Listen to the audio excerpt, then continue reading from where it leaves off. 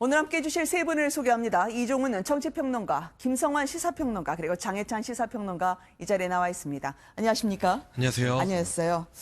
304명의 희생자를 낸 세월호 참사, 오늘이 꼭 5년이 되는 날입니다. 이 조금 전에 기억식이 열렸는데요. 대통령의 메시지도 나왔고 또 한편 전해진 소식은 옥중에서의 편지가 화제가 됐습니다. 김성환 평론가님, 이준석 선장이 그동안 안 했다가 이제는 본인이 편지를 쓰기 시작했다면서요. 아시다시피 세월호 참사 직후에 이준석 선장이 구속되지 않았습니까? 네네. 그 이후로 이제 형이 확정이 된 상태인데요. 교도소에서 수감 생활을 하는 이준석 선장한테 팽목 기억 공간 조성을 위한 시민 대책위 공동위원장을 맡고 있는 장원권 목사가 네. 계속 편지를 보냈었다고 합니다. 근데 처음에는 이제 수치인 거부를 하다가 작년에 3차례 답장을 보냈다고 하는데요. 그 답장에는 네. 지금도 사랑하는 가족을 잃으시고 슬픔과 고통 속에 하루하루 힘들게 지내시는 유족분들한테 다시 한번 머리를 숙여 깊이 사죄드리고 용서를 빈다, 이런 내용이 들어가 있었다고 합니다. 네. 근데 사과는 좀 뒤늦은 사과지만 더 중요한 것은 세월호가 왜 그렇게까지 침몰할 수밖에 없었느냐, 이 이제 진실 규명에 관한 부분 아니겠습니까? 네. 그래서 장 목사가 직접 교도소에 면회를 가기도 하고 계속 그 진실을 밝혀달라고 요구하고 있는데 아직 그 부분에 대해서는 입을 굳게 닫고 있는 상태라고 합니다. 네. 세월호 참사 당시 국무총리였던 황교안 한국당 대표는요, 지금 이 추모제에서 저희가 찾아볼 수 있는가 했더니 기억식이라는 추모 행사에는 나오질 않았습니다. 장혜찬 평론가님, 왜 그런 건가요? 우선은 이 관계자들이나 시민단체 유족들의 반발을 우선적으로 고려한 것으로 알려지고 있고요. 네네. 기억식에 참석하는 과정에서 혹시라도 더 큰 소동을 빚게 된다면 그 부분이 오히려 유족과 관련 단체에게 누를 끼치게 되지 않을까, 네. 그런 부분이 염려한 것 같습니다. 그러나 인천에서 열린 일반인 희생자 추모식에는 지금 영상에 나오는 것처럼 참석해서 헌화도 하고 추모사를 또 낭독하기도 했습니다. 네. 물론 이 과정에서도 시민단체나 관계자들이 다소 황교안 대표에게 자리에서 내려와라, 사퇴하라는 등의 반발이 있긴 했었지만요. 네. 황교안 대표 그 당시 법무부 장관이었었는데 당시에 어쨌든 정부의 책임자로서 다시 한번 마음 아프다는 점을 분명히 했고요. 사과와 유감의 뜻을 드러내면서 이런 사고가 재발하지 않겠다, 이런 네. 차원의 입장을 밝혔습니다. 사실 그동안 한국당 관련된 지도부에서 세월호와 관련된 행사, 이 추모식에는 매우 소극적으로 미온적으로 참여하거나 그랬었죠. 참여를 대부분 회피해 왔었어요. 네. 그러나 이번에 황교안 대표가 이런 유족단체의 반발을 사실은 예상할 수 있었음에도 불구하고 인천에서 열린 추모제에 참석했다는 점, 그 부분에 있어서는 지금 한국당 전현직 의원들이 또 막말 논란 빚고 있지 않습니까? 네. 그럼에도 불구하고 지도부는 세월호 유족들의 아픔에 공감하겠다, 이런 전향적인 태도를 좀 보여준 것이 아닌가. 앞으로 또 6주기, 7주기 또 계속되는 진상규명 요구에도 네. 한국당 역시 책임을 회피하지 않고 이 유족들에게 어렵더라도 다가가는 모습을 계속해서 보여줬으면 좋겠습니다. 네. 황교안 대표가 세월호를 잊지 않겠다고 이야기를 했는데요. 객석에서는 좀 반응이 싸늘했었습니다. 어떤 고성이 터져 나왔는지 그 당시의 현장으로 인도를 해드리도록 하겠습니다. 계신 유가족분들이 여러분께도 착해서 가만히 있지. 진심으로 위로의 말씀을 온 국민이 드립니다. 피해자다. 사고 당시 지난 정부에 몸담고 있었던 사람으로서 무거운 책임감을 느낍니다. 유가족 여러분께 마음을 담아 사죄의 말씀을 올립니다. 유가족 여러분들의 마음에도 평안히 함께 하시기를 간절히 바랍니다. 물러가라. 감사합니다. 황교안은 물러가라!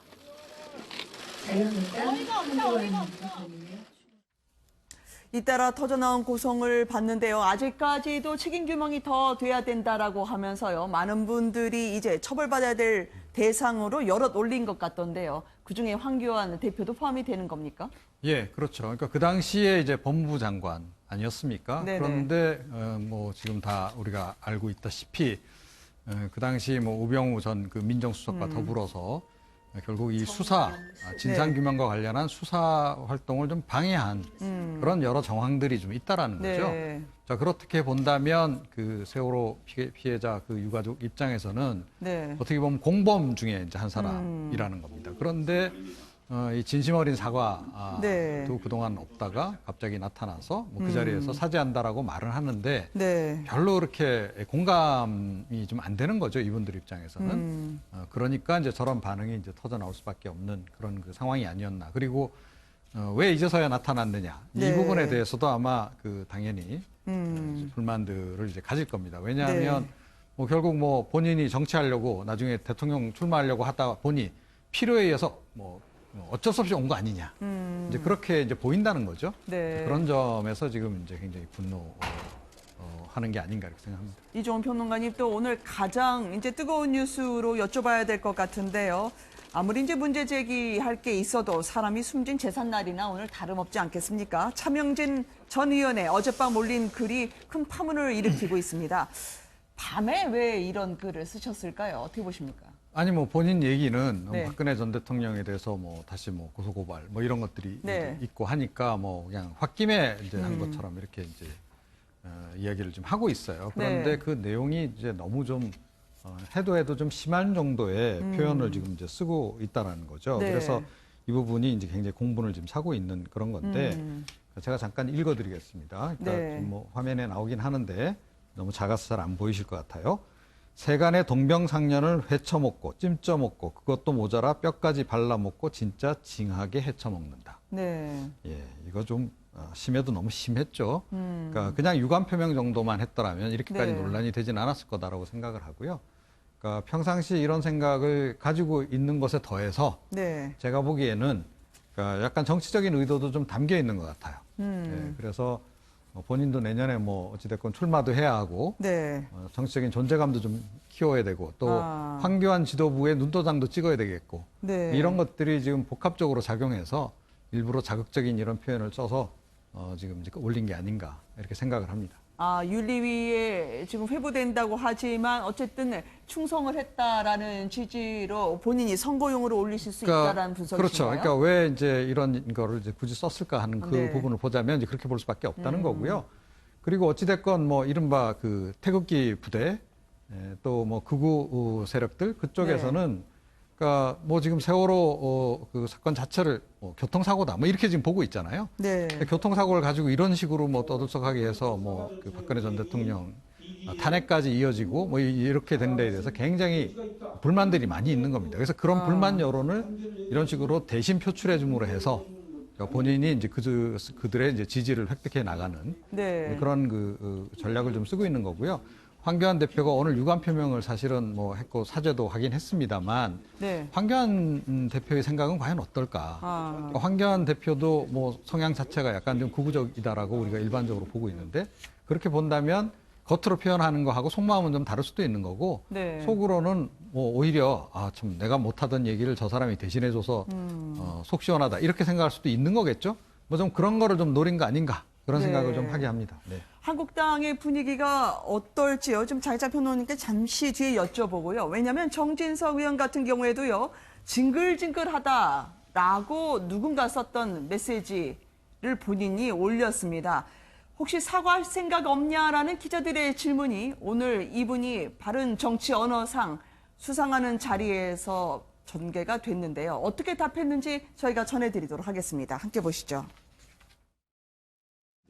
나는 사실 차명진 의원 글은 보지도 못했고 그 메시지는 뭐냐면 정치권을 향해서 한 이야기입니다. 정치권에서 제발 좀 그 세월호를 더 이상 정치적으로 이용하지 말아달라는 여론이야.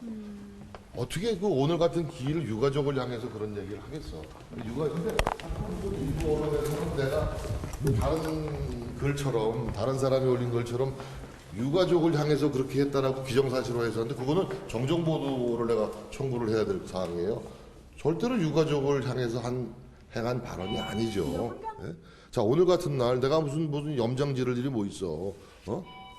정치권을 향해서 한 얘기를 일반적인 얘기를 제가 그냥 옮긴 겁니다.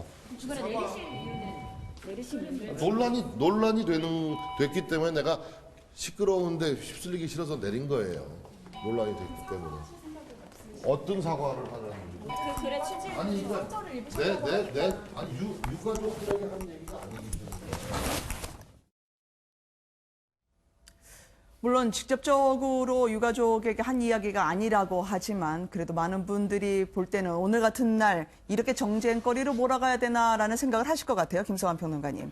그러니까요. 세월호 아픔에 함께 공감하고 네. 함께 슬퍼하지는 못할지언정 오히려 그걸 다른 방식으로 이용하려고 한다거나 아니면 남의 슬픔을 모욕 주는 방식으로 글을 올리거나 이렇게 네. 하는 것은 적절하지 못하고요. 방금 전에도 말씀하셨던 것처럼 바른 언어 품격상 받았다면서요. 그러니까 정치인의 바른 언어와 품격이라는 게 도대체 뭐냐. 네. 그러니까 다른 사람의 아픔을 같이 공감하지는 못할지라도 그걸 다른 방식으로 희화하거나 모욕 줘서는 안 된다. 그게 대한민국의 품격 아니겠습니까? 네. 그런 면에서 대단히 부적절하다고 생각하고요. 저는 이제 이런 배경에 깔려있는 사고방식이 좀 문제가 있다고 보는데요. 세월호 참사 진상규명이 완벽하게 됐다, 이제 다 끝났다 이렇게 네. 생각하는 국민이 과연 대한민국에 얼마나 될지 잘 모르겠습니다. 이전 박근혜 정부 시절에 세월호 참사 진상규명을 막아왔다는 사실은 아마 객관적으로 떨어져서 보시는 분들은 아마 다 아실 거예요. 당시에 진상규명하려고 했을 때 검찰 수사도 제대로 진행이 못됐죠.